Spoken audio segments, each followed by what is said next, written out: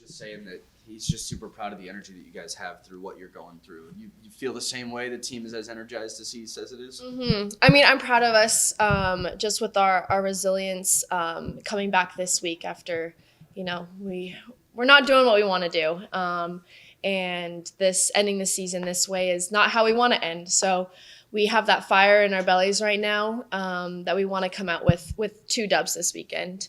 And it showed up yesterday. It showed up today. So I'm just excited for what's to come tomorrow.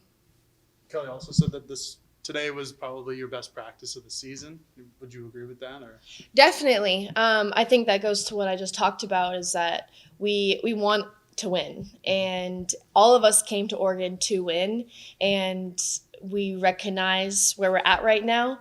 And it's not where we want to be. So in order to make those things, make our goals happen, we have to have just a superior attitude over what's been our reality, and not to dismiss that, but just to be no, we're better, no, we're meant for greatness, and come out with that attitude today, and we did that. Most teams that are on a 7-game losing streak don't really have any hope left of a postseason run.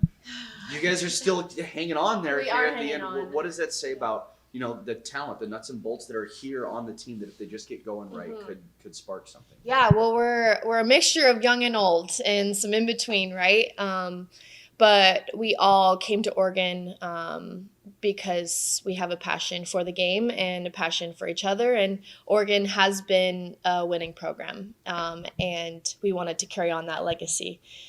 It's hard. It's honestly been difficult for us to just bring that hope and the energy that we need to have to win every day to practice after what's been happening. And it's defeating, and I'm not going to sugarcoat it. As a 5th-year senior, I'm it hurts. It really hurts because we all are competitors. And I think what's showing up right now is that competitor inside of all of us, that we're not done yet. And we want to finish strong this season. Beyond the end result, obviously, is there any one aspect of where the team is struggling that bothers you most, Taya? Whether it's a field goal percentage as a team, all right, well, if it's harder to finish around the rim, easy basket's hard to come by, explains a large part of it, but it's a tough shooting year, really tough shooting year. Is it the defense where field goal percentage allowed and steals are pretty rough? Is there a certain area that just as a player just frustrates you most? That's a good question. I mean, you point out our shooting percentage is in our field goal, and it's so crazy because in practice, we're going up against our guys, they play hard D, and we're hitting shots. You come to practice, you can watch us shoot the lights out, and that's consistent every single day in practice. So when it doesn't show up in games, it hurts, and because we know we can do it. But I think the biggest thing that I see that it comes down to is just our effort, and because that's so tangible. What do you can control?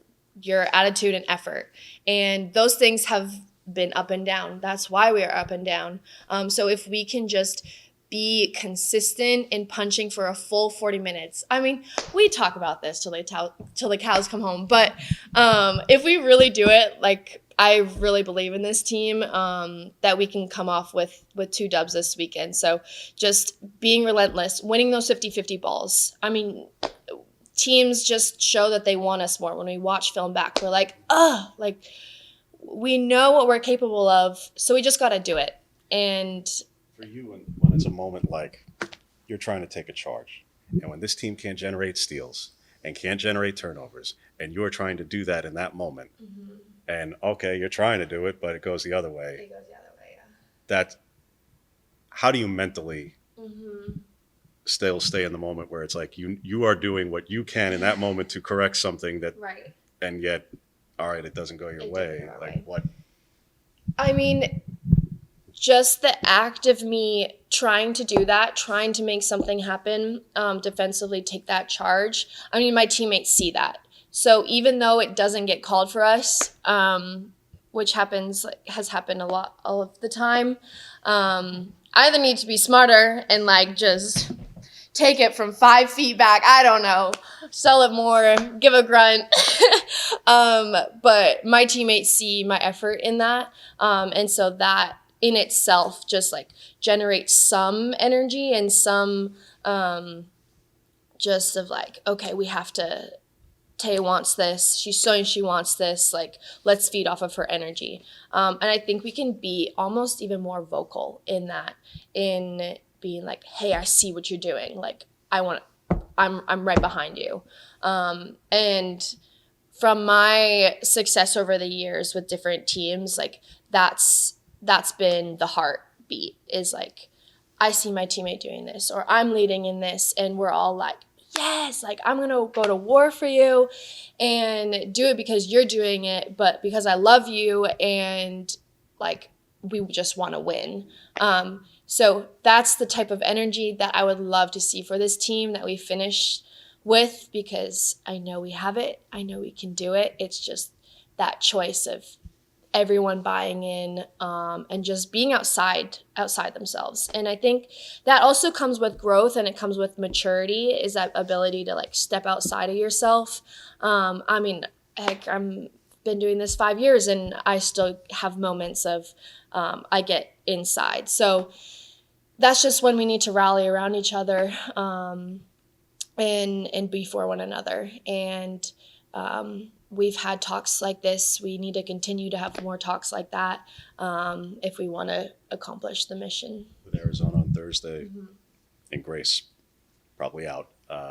What do you have to do against Reese for the umpteenth time? So I'm coming in as the 4. I've been playing guard and power forward for this whole season, which is new for me. But, I'm just trying to fill the role, whatever that gets called upon me. And so I know my role is to box out and not let them get any O boards. And then myself, like, go and crash. I know that I can do a lot better rebounding wise, contributing that to my team. But I stretch the floor as a guard, like playing in that 4 position. So coming in, hitting those trail 3s, running in transition, and those are some offensive, like pick and pop, because they're going to look to be aggressive and trap us. But if we've been working this week on really moving the ball out of that trap, and when we start knocking our shots down, I don't think they're going to be able to continue to stay in that trap. But yeah, defensively, just leading the charge and staying aggressive, but also having my teammates back and communicating, be a communicator on the floor. You beat your former team on Saturday, a former program on Saturday. This year, they had a couple of games where they didn't play. And you were there last year when similar circumstance. So I'll ask you about when you were there and how you sat with you. Charlie was pretty forthright publicly about her thought process about that, and then got called out for it accordingly. As a player, how did it sit with you that your former program last year chose not to play games for competitive purposes, and this year they may or may not have done the same thing? Well, I love Charlie, and I went to ASU because of her. She was a big reason on why I went. She's a woman of, I believe she's a woman of integrity, and does, when she says something, she stays true to her word. And she's tough. She loves the team more than anything. And she's a phenomenal leader, and to like learn from her as a leader, and the way she spoke into girls and believed in them, but also challenged them at the same time. I love her for that. And we still talk. And, coaches have to make tough decisions. That's a part of the game. COVID was such an interesting season of life where no one really understood how to navigate in that. There was a ton of gray area. And so I believe that she was just acting in the best for the team. And as a player, you follow your coach, and what your coach does, you're like, okay, you could agree with it, not agree with it, whatever. But the final answer is whatever they decide. And, you just then come together as a team and do what you can, no matter what the situation is. And so I know it's been this year, it's completely different from the program that Charlie ran for how many years? Like 20, 26 years. And I was so thankful to be a part of ASU with Charlie being there. And just continue to love it on my teammates that are still there. But, it's crazy how everything come full circle that my last game of the season is against ASU on the Ducks home court, which I have huge respect for both programs, but I'm a Duck right now, and we're going to take it to the Sun Devils. That's for sure. Sit yourself, there's a legacy here. It's really hard when you go through situations like this, trying to live up to that. Yeah. Kelly was just in here talking about how he has more texts now from former players of the program than he did when you guys were winning a lot. So how much does that translate over to you guys on the court? How much does that help you guys keep going when you hear things like Satu just texted him to tell him to keep his head up and stuff like that? Yeah. I mean, once a Duck, always a Duck, and Ducks fly together. And that's a testament right there, what you just talked about. It's special to be a part of this program. That's why, big reason on why I came here is because of that oneness of being a Duck and the pride that's there. And the fans are amazing. Like, I can't wait to finish out with them. It's so special. But, those texts and those reminders just show us like it's bigger than us. It's bigger than this team. It's about the fans. It's about the players that left a legacy here prior, and hopefully that'll just kind of as a little smack in the butt of like, okay, let's go. Like, this isn't just about us. Like, we're meant for more, and just like do it for more than just yourself. Do it for the team, do it for these players. So yeah, I hope he shares that with the group. If not, I'll end up texting them and being like, hey, we know there's a lot of people watching us, but we got to figure this out, and we will. I believe in that. Seems like the most stressful part and most probably like heart-wrenching part is that you have that chemistry off the court. You do that stuff in practice. So what are some things that you guys have been trying to do maybe on game day or to prepare for games to try and get that to simulate in games? Right. We have been starting stronger, which was, I talked about this a little while back, that was difficulty for us, that we just weren't doing that consistently. But last few games we have been starting a lot stronger. And so then it's that second half of like, okay, after halftime, what do we need to be doing at halftime when we come back out after being in the locker room to get ourselves together, to get re-energized, so then we start stronger that second half. So we're figuring that out. I think we've tried to change our warm-up out there a little bit, but I think we need to look to something else to help us get ready, because tomorrow's going to take everything we have. Arizona is a very tough team, and Adia's done a really good job with them, but they're also capable of not having some good games and falling apart. So we're aware of that. We want to exploit that, and then just stay like this, our team, throughout the whole game. So that's the goal for us. This has been probably the most challenging time for Kelly in his time here, and that includes rebuilding a program that finished with single-digit wins in a season. The way that he's handled it, what specifically have you learned from him this year, watching him kind of deal with one of the biggest challenges here that he's faced? You never want to have a season like this, and it's not what any of us expected. And so, yeah, it comes as a shocker as a coach, but it starts in the beginning of the year, and that's a huge thing that I learned just from this season is as I go forward and as a player, maybe a coach someday, of like the little things that you do and say in the beginning of the season is what is going to set the tone for the rest. And so, of course, there's things that were done great, other things not so great. And we just have to accept that and roll with the punches. And I think Kelly has been trying a lot of different things. And I mean, I guess like you have to.